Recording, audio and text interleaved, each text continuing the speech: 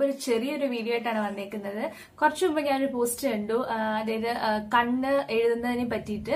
കണ്ണ് എഴുതുമ്പോൾ നല്ല വൃത്തിക്ക് എങ്ങനെ എഴുതാമെന്നും അതുപോലെ പടർന്നു പോവാതെ കുറെ നേരം എങ്ങനെ ലാസ്റ്റ് ചെയ്യാമെന്നും ചോദിച്ച് ഒരാൾ ഒരു പോസ്റ്റ് ഇട്ടേക്കുന്നത് കണ്ടു. എനിക്ക് അറിയാവുന്ന കാര്യം പറഞ്ഞു തരാമെന്ന് വിചാരിച്ചിട്ടാണ് ഞാൻ ഈ വീഡിയോ ചെയ്യുന്നത്.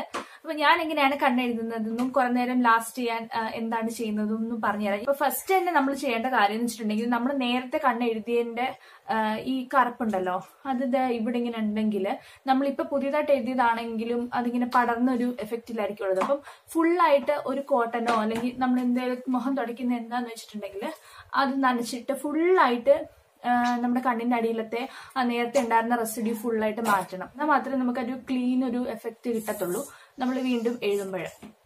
ഇത് തുടയ്ക്കേണ്ട എങ്ങനെയാന്ന് വെച്ചിട്ടുണ്ടെങ്കിൽ, ഈ കണ്ണിന്റെ ഏരിയ എന്ന് വെച്ചിട്ടുണ്ടെങ്കിൽ നല്ല ഡെലിക്കേറ്റ് ആയിട്ടുള്ള ഏരിയ ആണ്. അപ്പൊ ഒത്തിരി ഫോഴ്സ് അങ്ങനെ വലിക്കുക അങ്ങനെയൊന്നും പിടിക്കാതിരിക്കുക. എപ്പോഴും നമ്മൾ ഈ ഒരു റിംഗ് ഫിംഗർ ഇല്ലേ, ആ റിംഗ് ഫിംഗർ വെച്ചിട്ട് മസാജ് ചെയ്യുകയാണെങ്കിലും ഒക്കെ ഈ റിംഗ് ഫിംഗർ വെച്ചിട്ട് മസാജ് ചെയ്യുമ്പോഴായിരിക്കും ഏറ്റവും നല്ലത്.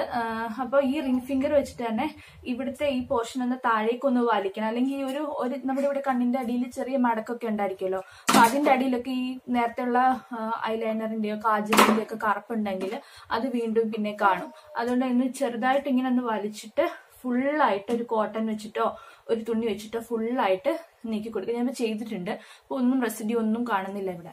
അപ്പൊ ഫുള്ളായിട്ട് മാറ്റി കൊടുക്കുക. അതിനുശേഷം മാത്രം നമ്മൾ പുതിയതായിട്ട് കണ്ണെഴുതാൻ തുടങ്ങാം. ഓക്കെ, അപ്പൊ നമുക്ക് കണ്ണെഴുതാൻ തുടങ്ങാം.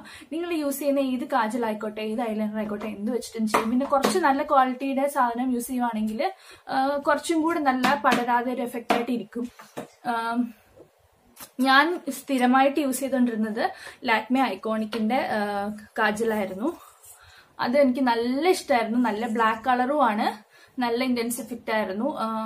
അതിപ്പോ തീർന്നു, എന്റെ കയ്യിലില്ല. അപ്പൊ ഞാൻ ഇവിടെ തപ്പിയപ്പോ എനിക്കിത് പെട്ടെന്ന് കിട്ടിയില്ല.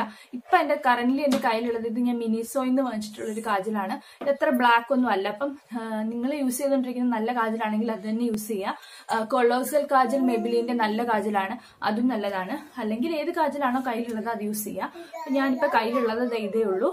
അപ്പൊ ഇത് എടുക്കുകയാണ്. ഏത് കാജലാണോ ഉള്ളത് അതൊന്ന് എടുക്കുക. എന്നിട്ട് കാണാൻ എന്താ ചെയ്യാ, ഓക്കെ, കണ്ണെഴുതുന്ന പോലെ ഒന്ന് എഴുതി കൊടുക്കുകയാണ്.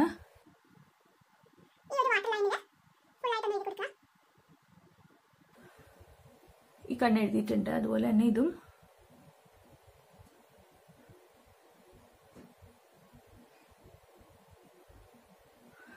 ഓക്കെ, ജസ്റ്റ് രണ്ടൊന്ന് ലൈൻ ചെയ്തിട്ടുണ്ട്.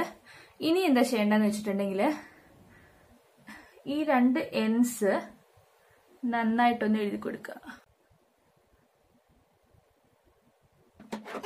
ഇനി ഒരു മസ്കാര ഇട്ട ഒരു എഫക്റ്റ് കിട്ടണം. മസ്കാര ഇല്ലെങ്കിൽ, ഞാൻ മസ്കാര ഇങ്ങനെ യൂസ് ചെയ്യാറില്ല എപ്പോഴും.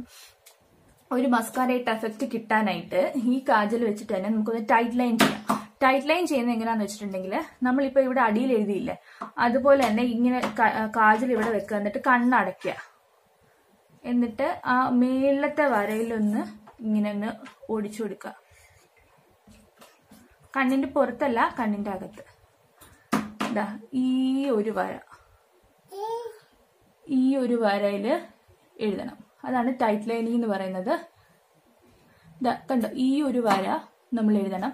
അത് ഇങ്ങനെ കാജൽ വെച്ചിട്ട് ഇങ്ങനെ ഒന്ന് കണ്ണടച്ചിട്ട് ഓടിച്ചു കൊടുത്താൽ മതി. അപ്പൊ ആ ഒരു വരയിൽ കിട്ടിക്കോളും. അപ്പൊ ടൈറ്റ് ലൈനിങ്ങുമായി. ഇനിയിപ്പോ തൽക്കാലത്തേനും കാജൽ ഞാനൊന്ന് മാറ്റി വെക്കുകയാണ്. ഇനിയിപ്പോ ഐലൈനർ യൂസ് ചെയ്യാൻ ഇഷ്ടമുണ്ടെങ്കിൽ ഐലൈനർ യൂസ് ചെയ്യാം. അപ്പൊ ഞാനൊന്ന് ഐലൈനർ യൂസ് ചെയ്ത്, സാധാ നമ്മുടെ ഐടെക്സിന്റെ ഐലൈനർ ആണ്. മിറർ നോക്കിയിട്ട് ഞാൻ കാണുന്ന പോലെ ഒന്ന് എഴുതിത്തരാം.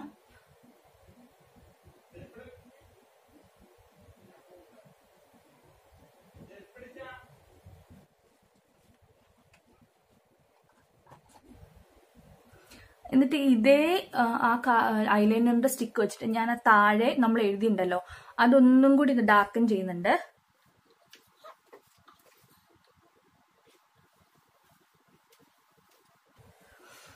അപ്പൊ എന്താണെന്നറിയോ, അപ്പൊ അത് കുറച്ച് പടരാൻ ഇരിക്കാനുള്ള ഒരു ചാൻസ് കിട്ടും. അതിനു വേണ്ടിയിട്ടാണ്.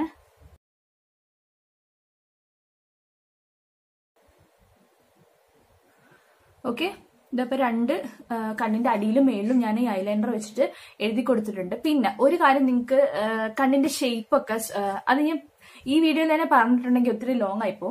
അതായത് കണ്ണിന്റെ ഇപ്പൊ ഈ അറ്റത്തേക്ക് നമ്മൾ കുറച്ച് കൂട്ടി എഴുതിയിട്ടുണ്ടെങ്കിൽ കുറച്ചും കൂടി ഒന്ന് എലോങ്ങേറ്റഡ് ആയിട്ട് തോന്നും കണ്ണ്. അങ്ങനെ നമുക്ക് ഷേപ്പ് ഒക്കെ കണ്ണിന്റെ അഡ്ജസ്റ്റ് ചെയ്യാൻ പറ്റും.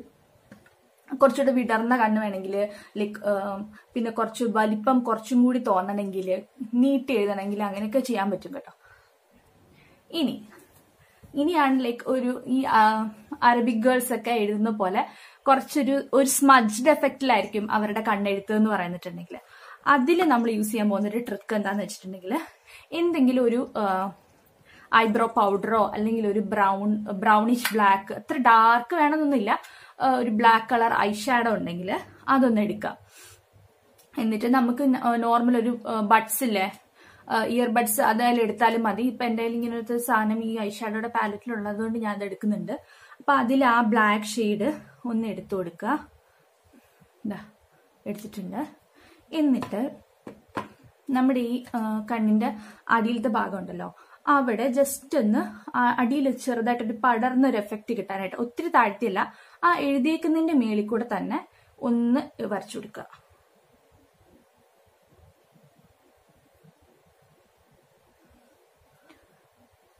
കാണാൻ പറ്റുന്നുണ്ടല്ലോ. കുറച്ചും കൂടി ഇന്റൻസ് ആക്കണമെന്നുണ്ടെങ്കിൽ നിങ്ങൾക്ക് അതിനനുസരിച്ച് ചെയ്യാം. കുറച്ചുകൂടെ കൂട്ടി എഴുതിയാൽ മതി. ലൈക്ക് കാജൽ കുറച്ചും കൂടി ഇപ്പം നല്ല തിക്കായിട്ട് വേണമെന്നുണ്ടെങ്കിൽ ഈ കാജൽ എഴുതുമ്പോൾ ഈ ഒരു ലൈനിൽ മാത്രം എഴുതാതെ കുറച്ച് എടുത്തിട്ട് ഇങ്ങനെ കുറച്ച് ഇറക്കി എഴുതുക.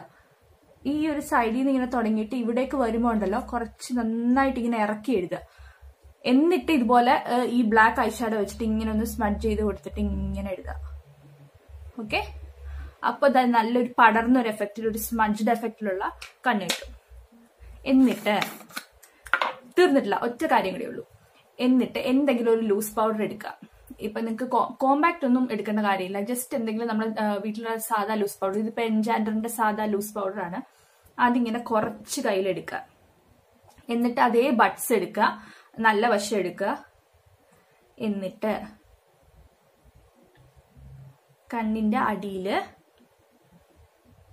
കാരണം എന്തെങ്കിലും ഒരു ഓയിലിനെസ്സോ എന്തെങ്കിലും ഉണ്ടെങ്കിൽ അത് പടരാന് കുറച്ച് കാര്യമാവും. അത് പടരാതിരിക്കാൻ വേണ്ടിയിട്ട് ഇങ്ങനെ ഒന്ന് കണ്ണിന്റെ അടിയിൽ ഒന്ന് അപ്ലൈ ചെയ്ത് കൊടുക്കുക. ഓക്കെ, എന്നിട്ട് ഒരു 2-3 സെക്കൻഡ് അവിടെ തന്നെ വിട്ടേക്കുക. അത് കഴിഞ്ഞതിന് ശേഷം മാത്രം ഇത് തുടച്ച് കളയുക. ഓക്കെ, കണ്ണ് എഴുതുന്നൊക്കെ നിങ്ങളുടെ ഇഷ്ടമാണ്. എത്ര തിക്നെസ്സിൽ വേണമെങ്കിലും എത്ര ചെറുതായിട്ട് വേണമെങ്കിലും ഇത്ര ഇന്റൻസിഫൈ ആയിട്ടും നിങ്ങൾക്ക് എഴുതാം. അത് ഇപ്പൊ ഈ പടരാതിരിക്കാനുള്ള ട്രിക്കാണ് ഞാൻ പറഞ്ഞത്. ഇങ്ങനെ പൗഡർ ഇങ്ങനെ അപ്ലൈ ചെയ്യാം. നമ്മൾ കുട്ടികൾക്കൊക്കെ കൺമഷി എഴുതി കൊടുത്തിട്ട് മണ്ടയ്ക്ക് പൗഡർ ഇട്ട് കൊടുക്കില്ലേ, ഇതിനാ പടരാതിരിക്കാനല്ലേ. അപ്പൊ അതുപോലെ തന്നെ ഒരു 2-3 സെക്കൻഡ് ഇങ്ങനെ വിട്ടേക്കാം. അതൊന്ന് എണ്ണമയമോ എന്തെങ്കിലും അതൊന്ന് അബ്സോർബ് ആയിക്കോട്ടെ. അതിനുശേഷം ഒന്ന് തുടച്ചു കളയാം. ഇനിയിപ്പോ മസ്കാര ഉണ്ടെങ്കിൽ മസ്കാര അപ്ലൈ ചെയ്യാം. അതല്ലാന്നുണ്ടെങ്കിൽ ഈ ഐലൈനർ ബ്രഷ് ഉണ്ടല്ലോ, ഞാൻ എപ്പോഴും എളുപ്പത്തിന് ചെയ്യുന്ന കാര്യമാണ്. ഐലൈനർ ബ്രഷ് ഉണ്ടല്ലോ, അത് വെച്ചിട്ട് തന്നെ ഈ പീലി ജസ്റ്റ് ഒന്ന് കറുപ്പിച്ചു കൊടുക്കുക. നല്ലൊരു എഫക്റ്റ് കിട്ടും കേട്ടോ. ഒരിടത്ത് ഇങ്ങനെ കൂടിയൊന്നും നിൽക്കരുത്, അല്ലാണ്ട് തന്നെ